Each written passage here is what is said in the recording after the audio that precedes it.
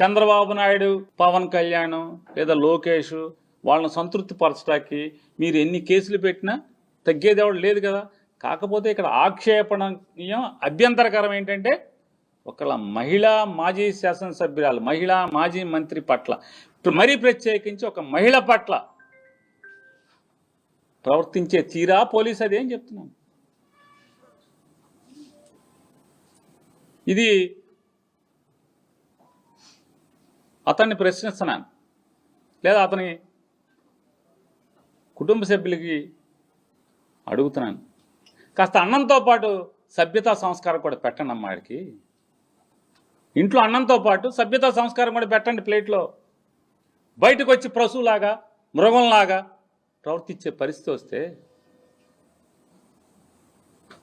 దమ్ముగా నువ్వు ఉద్యోగం చేయి, 41 నోటీస్ ఇవ్వు, ఎఫ్ఐఆర్ కాపీ మొహాన్ కొట్టు, జుట్టు పరుకుని ఈడ్చుకెళ్ళు, వేడిలేసుకు నడిపించుకెళ్ళు. నీ ఉద్యోగాన్ని ఎవడాపుతాడు? అంతేగాని ఒక మహిళ పట్ల కీచకుడిలాగా ప్రవర్తించే పరిస్థితి వస్తే తగిన శాస్తి మాత్రం అనుభవించాల్సిన పరిస్థితి వస్తుంది. ప్రకృతి ఒప్పుకోదు, భగవంతుడు ఒప్పుకోడు. అందరి లెక్కలు తేలుతాయి. కానీ ఇంటికి వెళ్ళాకైనా బట్టలు ఇప్పే 4 రోజులు ఉద్యోగం కోసం, ఈ పోస్టింగుల కోసం, ఈ దిక్కుమాలిన ఉద్యోగం ఇట్లా చెయ్యాలా అన్న?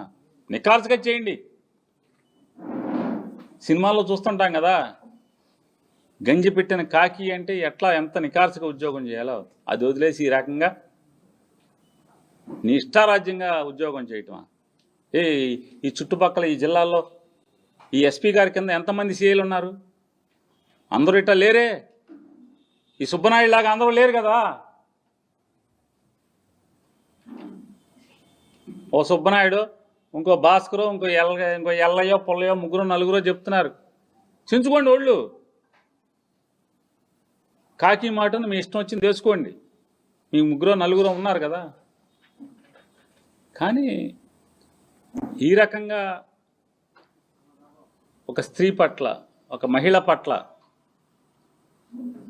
ఉచ్చం నీచం మరిచి, సభ్యతా సంస్కారం మరిచి ఈ రకంగా ప్రవర్తించటాన్ని మేము తీవ్రంగా ఖండిస్తున్నాం.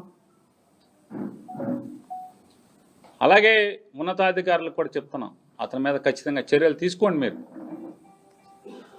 అంటే చట్టం అరెస్టులు చేసేప్పుడు కోర్టులు ఎన్నిసార్లు గడ్డి పెడుతున్నా కూడా ఈ సుబ్బనాయుడు లాంటి వాళ్ళు ఎవరు కూడా మారరాయిక. ఈ 3 4 ఈ జిల్లాలో ఉన్నోళ్ళు కోర్టులు ఇప్పటికి ఎన్నిసార్లు అక్షంతలు వేస్తున్నాయి? ఎన్నిసార్లు మొహం మార్చేవట్టు మీ డీజీపీని పిలుస్తాం కోర్టులకి అని చెప్తున్నా కూడా భయం భక్తి లేదు. చట్టం మేరకు పనిచేసే, చట్టానికి లోబడి ఉద్యోగ నిర్వహణ చేయరు. ఎవడి మీద కేసు ఉంటే ఆడి మీద ఏం కేసు ఉందో నోటీస్ ఇవ్వు, లేదా ఇంట్లో కుటుంబ సభ్యులకు నోటీస్ పడే మొహానా సంతకం పెట్టించుకో, నీ మొగుడి మీద, నీ కొడుకు మీద ఈ కేసు ఉంది అని చెప్పి అరెస్ట్ చేసి తీసుకెళ్ళు. అది కానీ పద్ధతి ఏమీ కాకుండా నీకు ఎక్కడ కనపడితే అక్కడ కనీసం ఒక మహిళా మంత్రిగా, మాజీ మంత్రి గారు కారులో కూర్చుని ఉంటే కారు సీట్లోకి నువ్వు ఆవిడ ఊళ్ళోకి ఎక్కబడేస్తావా? లాగేస్తావా ఆవిడని బయటికి? ఆవిడ అరుస్తుంది. ఏం చేయాలి? ఎందుకు నువ్వు ఎందుకు నా కారులోకి దూరుతున్నావు ఎందుకు అని చెప్పని, ఎందుకు దౌర్జన్యం చేస్తున్నావు అని ఆవిడ అడుస్తుంటే కూడా లెక్క లేకుండా నీ మీద కేసు పెడతా, అసాల్ట్ కేసు పెడతా. చుట్టూ ఉన్నారు కదా పోలీసులు, ఎవరు అందరూ సభ్యతగానే ప్రవర్తిస్తున్నారు కదా. ఎవరో ఎస్ఐలు ఉన్నారు, ఏఎస్ఐలు ఉన్నారు. వాళ్ళు ఎందుకు సభ్యత మర్చిపోలేదు? ఈ సుబ్బనాయుడు ఒక్కడే ఎందుకు సభ్యత మర్చిపోయాడు? వాళ్ళు పోలీసులే కదా. నికార్సైన పోలీసులు కాదా వాళ్ళు? ఈ జిల్లా ఎస్పీ గారిని గట్టిగా కోరుతున్నాం, డిమాండ్ చేస్తున్నాం. అయ్యా, మీలాంటి మంచి అధికారులు ఇటువంటి పోలీస్ వ్యవస్థకి చెడ్డ పేరు తెచ్చేటువంటి సుబ్బనాయుడు లాంటి అసభ్యకరంగా, అమర్యాదకరంగా స్త్రీల పట్ల లేదా చట్టాన్ని అమలు చేసే దాంట్లో విధి నిర్వహణని